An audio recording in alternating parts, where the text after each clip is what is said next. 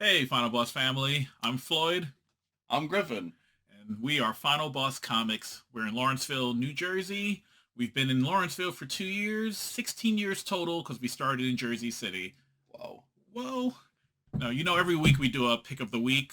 So we finally put our picks of the weeks together, and we're going to do a pick of the year, Final Boss pick of the year. These are our top five books each that were released in 2023. Most of these we will have in stock. Stop on by. Talk to us about them. Yeah. So I normally do a top five Marvel, top five DC, top 10 indie. So when you said narrow it down to five, that's killing me, but I think I did it. So some of yours might be on my list, some of mine might be on yours, We but have not discussed them to we the best of our ability. this Uh, this is tough. Normally we talk about these books, so we might know, but we don't know how we narrowed it down. it's true. Okay. So do you want to kick us off? I will kick us off. So my number five for this year is going to be Local Man from Tim Seeley and Tony Fleeks. Local Man is about a hero who sort of washes out of a big hero team, um, and then has to go home to his sort of rundown, crappy town and live life like a normal person. But everyone there knows that he failed, and it's both a send up and kind of a parody of some of the old 90s image books. Young Blood. One of the cool things about this book is you kind of get two comics in every issue. You get the Local Man story taking place in the current time, and then the back of the book you get a sort of team image style 90s book. Uh, and so there's a fun sort of thing going on there. That definitely made my top 10 indie. I believe so. It definitely did because it really is good. But did it make my top five? That's okay. It's for me. It's a newer idea I have. It's not something I've seen done before. It's funny, but it also does well by its characters and sort of builds an intriguing world, while still being this sort of clever send up. It probably is in my top five indie. It probably is. It's so good. What's your number five? Oh man. So my number five, and I brought visual aids. How I Became a Shoplifter. Whoa. Whoop whoop. So this book by Tom Brayfogle. Oh man, so many different people. Jordi Perez, Daniel Hilliard, Hassan doing the lettering, and I love him. He is my favorite letterer of the year. Letter of the year. This book is just a coming of age book, as you know, because I know we had a lot of fun flipping through this book, just going through like getting their first tattoo, first kiss, first time at the ICP, meeting. Whoop, whoop. Oh Oh man, man. this book has everything you want. I cannot wait for it to be collected. We still have some of the single issues, which is why I went and grabbed this because just looking at the cover makes me want to reread it. It does make me laugh all over again. It Yeah. was a very silly, funny book. And another thing is when I pick my picks of the week, when I pick my picks of the year, it goes by how good the book is, but it also goes by, and I'm sure you're similar, how it makes me feel. And the fact that this is almost a year and I still think about this book. I still yell out whoop whoop for no reason except for this book. So yeah, let's give it to them. Yeah, this is my number five right here. That is my list. We talked a little bit about this. My list changed already twice today. It was a packed year full of so many good books, and narrowing it down to just one list was a challenge. So I kind of also I went by the books that kind of lived in my head after I'd put the book down, books that I've continued thinking about, that have stayed with me, that have demanded my continued attention. I'll also say, even though I tried to put these in top five order, they are in no way in top five order because they all live in my head rent free.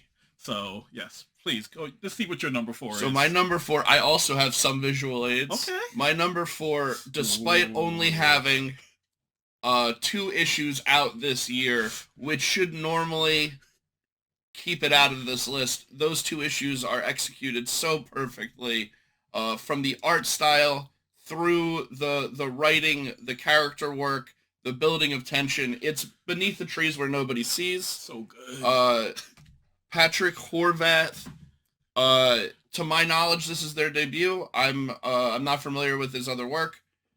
And it's an incredible, weird story about this bear Sam who just likes killing, but she maintains a civilian life in this kind of picturesque town where no one suspects, and then another killer wanders into her town and starts making life harder for her by killing inside the town. And it's got these Dexter vibes mixed with this storybook art that Did you just show the artwork? I didn't. You're right. It's like Richard Scary Busy World, or as you say, Little Bear. Look at that. It's so cute, but deadly. Just like bears, right? And it is. It's just it's something different. It's not wholly a thing that we've never seen before, but it's the way that it's executed. Um, it's just perfect on every level, and it's so well crafted that it sort of elevates it even further. So even only 2 issues in, Beneath the Trees Where Nobody Sees is my number 4 pick. Yeah, definitely one of my favorite IDW books that's come out this year. Can't stop talking about it. Everyone. Okay, Hit me. number four. Woo! Okay, this can't be number 4. I think all my picks are number 1, but for the sake of this, number 4, Birds of Prey. Oh, I know. It's this. Oh my what goodness. a good book. Look at this. Look at this art. Look at this. You have Kelly Thompson, like, just doing her best. It's so good. Leonardo Romero, Jordi Belair. This book is so good. It's so fun. It gives me such Secret Six vibes from Gail Simone. It's its own book. It is not that book. But I have not had this much fun with a book like this since that book. And every issue has impressed me. Harley Quinn steals the show. Cassandra Cain steals the show. Everyone in this book Big just... Barda. The way she writes Big Barda is so good. Oh, man. The interplay with Big Barda and Cassandra Cain is so good. Yeah, and it has like this old school, like, tiny art to it also that you have to love. It's Jordi Belair definitely taking some interesting swings on the colors for that too. Yes. She's doing a great job. yeah. And what I really liked about that book is the way that everyone on the team gets their moment to shine. Absolutely. They're all there for a reason, and it feels like they're all there for a reason, which I feel like a lot of team books can kind of... Someone usually gets lost in the shuffle, but Kelly Thompson manages to find a place for everyone. Sorry, I'm reading. It is so fun. No, Clayton Cowles on letters, like another great of the letters. Yeah, so good. Absolute workhorse, yeah. Was this on your top? It didn't make my list, That's okay. but I know. it's so I good. know. It's definitely in my honorable mentions. That's fair. Go ahead. Let's see what your number 3 is. So for number 3, I also have a DC comic. Ooh. It's Wonder Woman. Okay, I'm sorry. I'm gonna stop you right there because my number 3 was also Wonder Woman. Let's go. How good is this book? I don't think every issue has been flawless. I mean, 10 out of 10 every issue. From the symmetry in issue 2. I'm sorry. It's our turn. It's our turn. It's our time. It's Wonder Woman's time. Tom King writing with a purpose of clarity that I've so rarely seen from an ongoing. Oh man. Daniel Sampier's art. The way that Sampier depicts the Amazons as these looming, like, that is perfect towers of strength, set against these regular people. The way that Tom King is thematically writing here is the best of his career. Oh man. Tomeo Mori on colors, knocking that out of the park. Clayton Cowles again on the letters. Again, and the letters workhorse. really stand out here too. So I love that it's given Wonder Woman like a real thrust forward and a purpose, and it from the first page of the first issue. Look at these letters. Blink, blink. It just stands out. So against what is really a strong year for DC, Wonder Woman is even a step above that. The outlaw angle, it's just working for me across the board, and it's always on the top of my stack. I haven't loved the Wonder Woman issue. Like, I've enjoyed Wonder Woman comics. I haven't loved one this much since New 52, I believe. Like they've been good Fair. ones, but that one took like the whole like Odyssey approach and gave us the backstory. But this, I mean, ever since Sampier posted the art on his Instagram wall, I was ready. And I compared issue one, I don't know if you remember, to a monster movie. Like you don't really see Wonder Woman, she's the monster. You don't see her, but she's affecting everyone in the issue. And they finally show her the way she's drawn. She's just towering above everyone, like you said. It's such a good book. Again, number three, number one, they're all number ones. This is so good. It is. Oh, It's definitely one of my favorite issues month to month, and it's a book that whenever it comes out, we're instantly talking about in the shop. Absolutely. Which elevates it even more, just because it's something that we need to discuss when it comes out. Yeah. So number two, what do you got? You want me to go? Okay. Yeah. I thought I stole your thunder, but you can't steal my thunder. Number two. If this is Thor, I'm gonna laugh because the thunder segue would have been fire. That's true.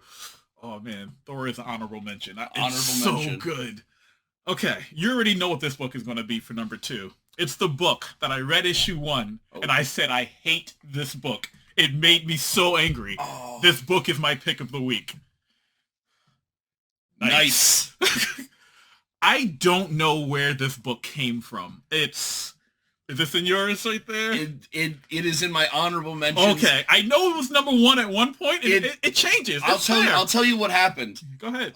Knights is only 3 issues in, and I have a feeling that it'll be on my 2024 list. Yes. But I didn't. Beneath the Trees is an exception. I guess Wonder Woman also only has 3 issues out, so I guess I'm a hypocrite. I know the real reason. It's because you hate this book. Because it's so good. I love this book. This book, of course, I do love it. This book, issue one, gave me every feeling in the world, and I didn't know what to expect. And I was like, okay, this book is cool. It's okay. It's not the best book in the world. And then I got to the end of it, and I was like, okay, you win. And I still remember, like, posting that it was my pick of the week. And the artist Luigi Formisano tags Wyatt Kennedy and goes, oh, I guess our plan worked. And I was like, this was the plan the whole time. It's such a... No, you tell about the world building, because you describe it so much better than me. I just like, it's fun.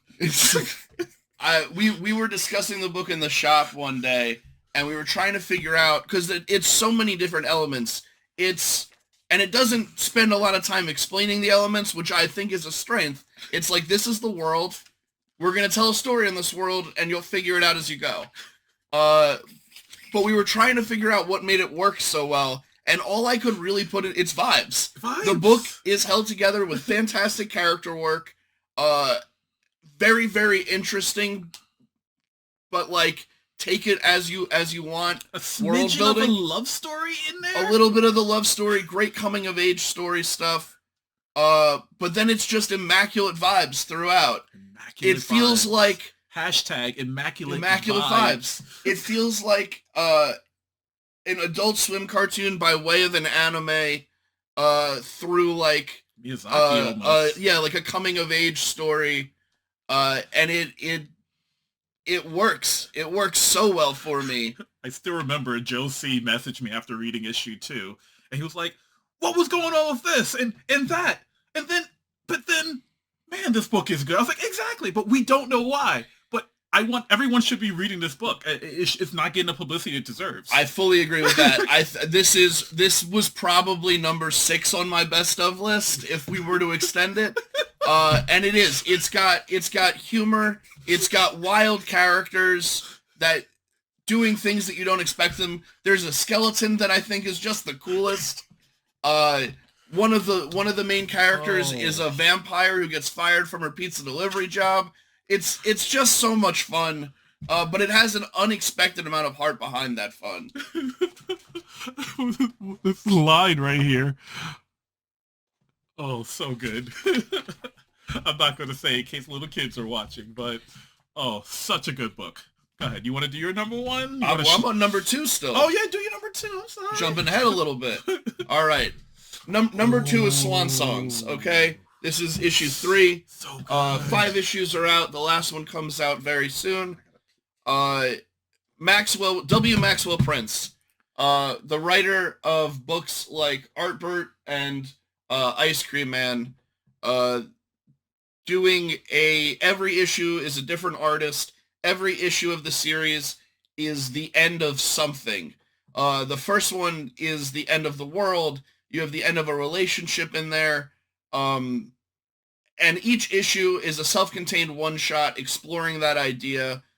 Each issue has that different artist. Each artist is amazing. You've got Casper Wingard, Martin Simmons, Felipe Andrade, Alex Ekman Lawn, who does very cool like collage stuff. That was issue 5, which blew me away.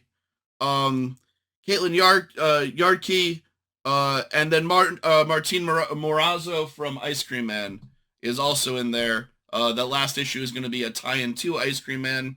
I feel like this flew under a lot of radars too, but each issue is phenomenal for a different reason, and it's an absolute must-read if you've enjoyed Prince's other work.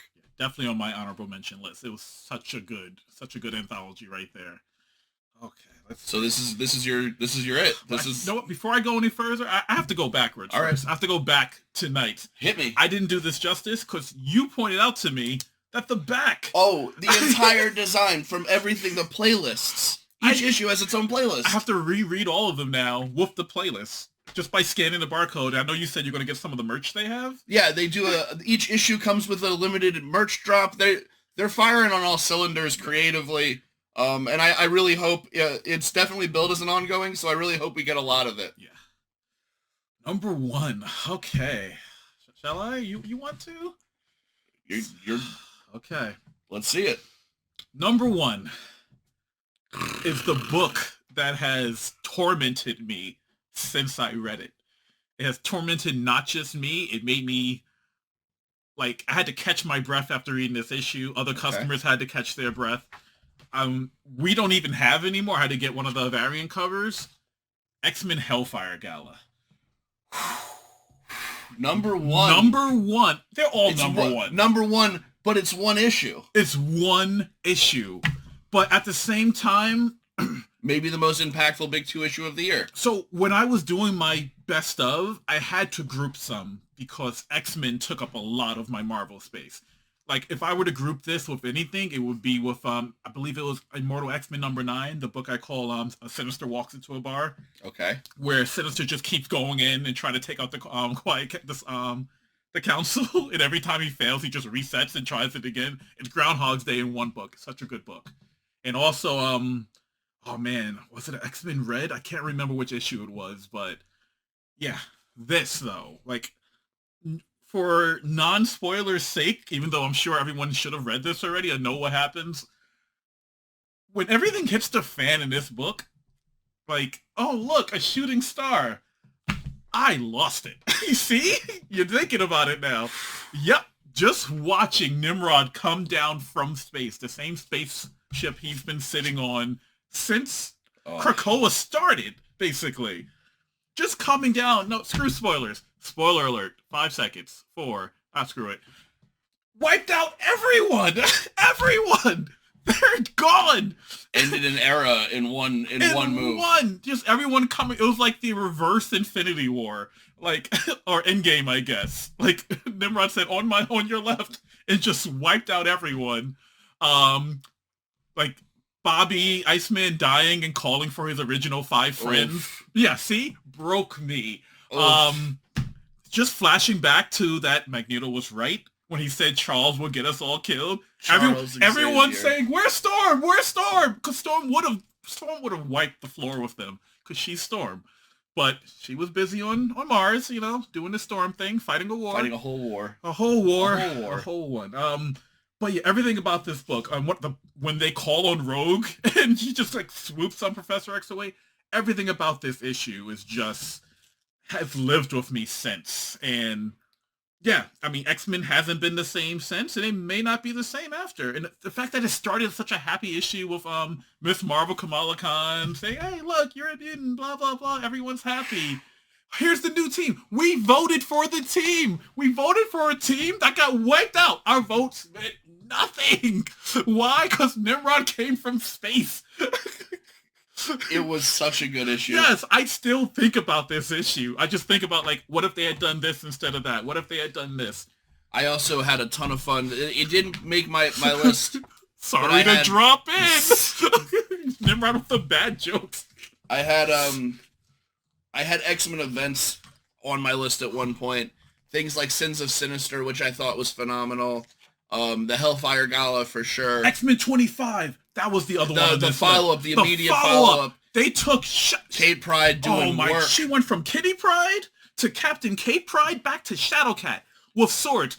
Okay, you've never seen Shadowcat like this. She literally took a guy and threw him into another guy. Not into, but like into. Phased him into them and left him there. The guys tried to shoot her. She took the gun and just left them in their heads, put grenades in people, and walked away. No look. Okay? Because cool people don't look at explosions. They just... true. Like, yo. Change the game. Yeah. Number one right now. They're all number ones. But, oh, man, this book hurt me and made me so happy at the same time. I wasn't maybe thrilled with all of the follow-ups to the gala. Fair. None of them have been bad, but to go from that high, it's a hard act to follow. Hey. Oh, sorry. Hey, no. Cutting that. Not be throwing shade in the best stuff. Alpha Flight's great. I only like Alpha Flight when Wolverine's there. But go ahead. X-Men, up until the gala and some choice parts after, has really been firing on all cylinders.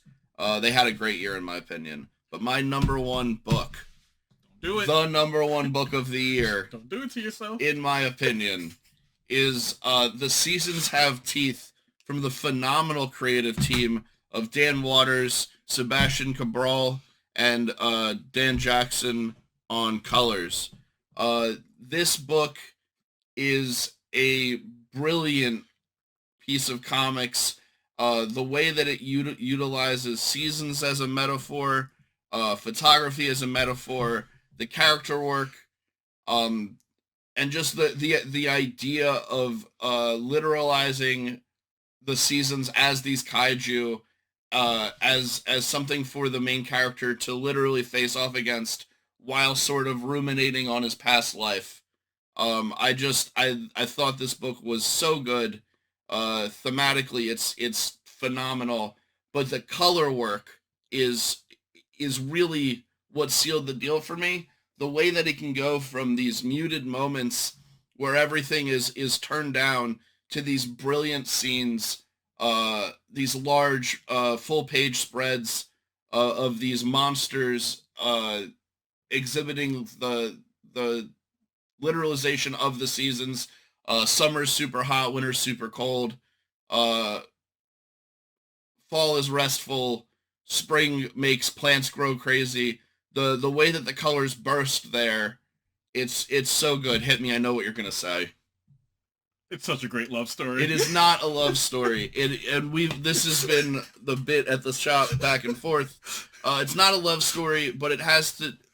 I think maybe what makes you say it's a love story is the sort of poetic, almost romantic way it's written, but it's not romantic towards a relationship. It's sort of the main character is a 60-year-old man, former war photographer, taking a look back at his life while trying to make sense of the reality that he's living in after his wife dies. And each season represents an era of his life, so he's facing down his past and coming to terms with it as he photographs each of these unbelievable, destructive seasons taking over and destroying parts of cities and areas. It's a great book. It's really good. I feel like a lot of these flew under a lot of radars. Definitely give The Seasons Have Teeth a read. It's beautiful. The art is great. The story is great. And it's a great love story. Who's he in love with? The seasons, which have teeth. Which have teeth. This was a great year, even outside of these five. I want to shout out The Deviant, which would have made the list if more issues had been out. Same. The Deviant #1 is probably my favorite horror issue of the year. So I combined it for cheating reasons, and I was just like... Tiny and horror. The Tinyon-verse. World Tree was so good. The Deviant, for what it did for him, and I love The Deviant, was the same thing World Tree did for me. I read World Tree and I just felt uncomfortable. And I still can't look at the news without thinking of World Tree. World Tree. I want to also shout out Philip Kennedy Johnson's Incredible Hulk has brought the Hulk back to a monster story with strong sort of thematic ideas around each monster. It's giving me vibes of Immortal Hulk, but in a new and different direction. And Nick Klein's art on it is just stunning. If you like body horror at all, you need to be reading Hulk. I'm going to cheat again. Hit me. The Energon universe from Energon universe is so good. Like, Void Rivals kicked it off with that Transformer. Like, even without the Transformer connection, Void Rivals was just good. Everyone was like, oh, it's going to be Enemy Mine. And then it went a completely different direction. Yeah. And then Daniel Warren Johnson and Russ Rudin and Mike Spicer. Sorry, Mike. Mike Spicer, they do Transformers and kill it. Like, watching Optimus Prime do a suplex, like, and a clothesline, like, and not even, like, watching Starscream just squish people. And then Transformers kicks off Duke. And Duke comes out next week. Like, right after, comes out the week after Christmas. Spoilers, it's good. Really good. And then from there, we're going to get to Cobra Commander, which I might have peeked at a little. Do not sleep on the Energon universe. Just, like, so good. Yeah, what Skybound has done this year has been phenomenal, honestly. The launching of that and the way that they've done the rollout, both from a store perspective and a customer Would perspective. you say rolled out? Oh, I would. Rare Flavors, Ram V, doing a book about food and a demon, and it's so good. Each recipe, there's a recipe each issue. Each recipe is super interesting. The way that it talks history and culture while also being compelling page to page is phenomenal. And reteaming with Felipe Andrade, the art sings. What else did I not? The Cull.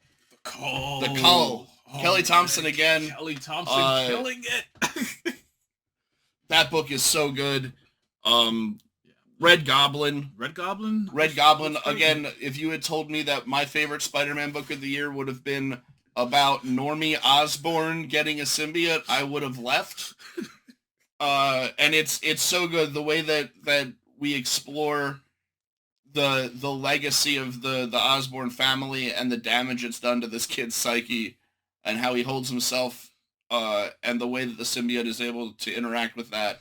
Alex Packnadell absolutely killing it on that book. I loved them. I combined them again. A lot of I know it's Miller, but I'm going to say Millar World books.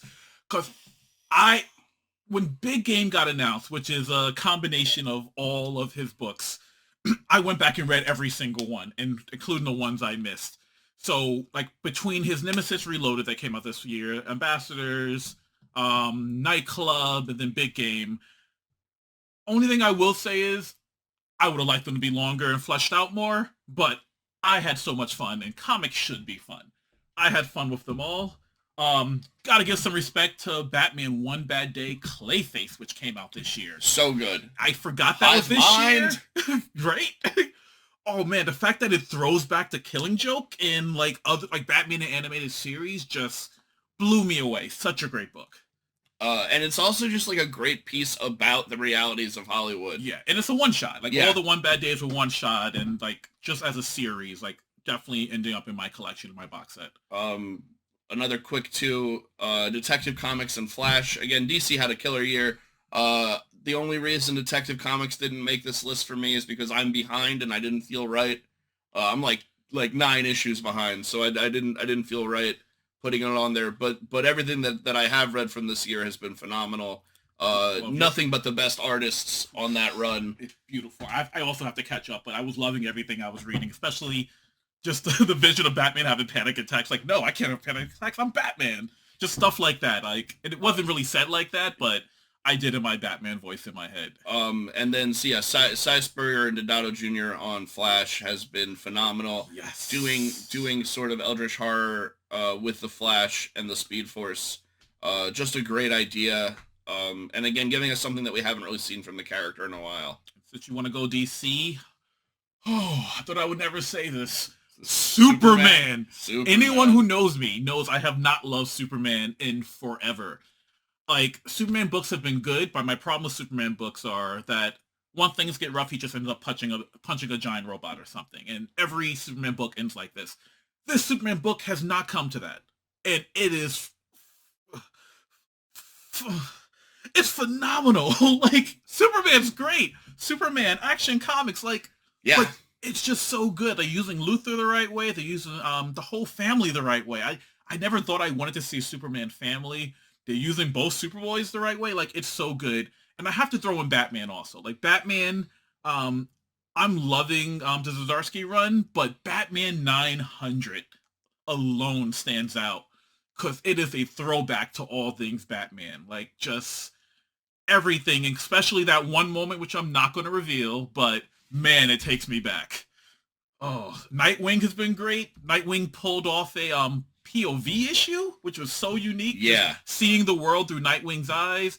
We got the the wedding issue. It's so good. There's just so many good comics out right now. Oh man, these are just honorable mentions. That any one of these could have been my like. At many different points, many of these books had made the list. Yeah, and these are in my top 5 Marvel, top 5 DC, top 10 ND. 8 Billion Genies, which was on my top 10 last year, but we had 2 of the issues this year. Issue 8 was beautiful. It tied the entire series together. The whole thing, tear to everyone's eyes who read that. That is our January book club book. So if you're watching this and you're not already excited for that, come down, pick up the book, and join us the last Tuesday in January to talk about 8 Billion Genies. We do a monthly book club. And also, we do a monthly book club. That's going to be our January book, like you said. It's so good, like, beautiful. Radiant Black is on my list. Radiant Black has had an interesting year, huh? That was another one I had to catch up on. I just, like, grabbed the chunk and I started back from the beginning, and, man, the even with all his stuff, like, what's the universe called? The Massiverse. The Massiverse? Okay, that's good. I forgot that was the title of his company. But yeah, the Massiverse, like the things he did with Rogue Sun, like just all of it together is great. The fact that we're getting like a whole split right now. We're getting 2 timelines of stories that are drastically different. Yeah. At the same time, using the A and B cover, which are always joint covers, to kind of tell 2 different stories from this branching path. Again, creative and interesting ways to use the comics medium to its fullest potential. Yep. Indigo Children I loved. Indigo Children was great. Yep. And I'm going to give my props always to Spider-Man. Like, Amazing Spider-Man, I felt like came into its own this year. Controversial. I know. It came into its own. Like, there were parts that like had to tie into everything else, but when Zeb Wells was telling his story, like Peter's story, it told the story well. At the same time, I felt like once Stan Slott wrapped up the whole Spider-Verse and just told Peter and I guess Bailey's story, it told a great story. I enjoyed Spider-Boy 1, and you already know, the die is cast. Superior Spider-Man, loving it. Yeah. Anything else in the honorable mentions? It's just that's my list. It's been a great year for comics. Yes. I want to thank everyone that's joined us here at the shop to enjoy them throughout the year too. We love you, our Final Boss family. Make sure you're following us. We're on Instagram, Facebook, TikTok, Twitter, or X if you want, X-Men. YouTube, we're gonna post this up soon. Twitch. Yeah, we're posting this everywhere. Final Boss Comics, everywhere online. Until next time, I guess. Until next time, we will see you soon.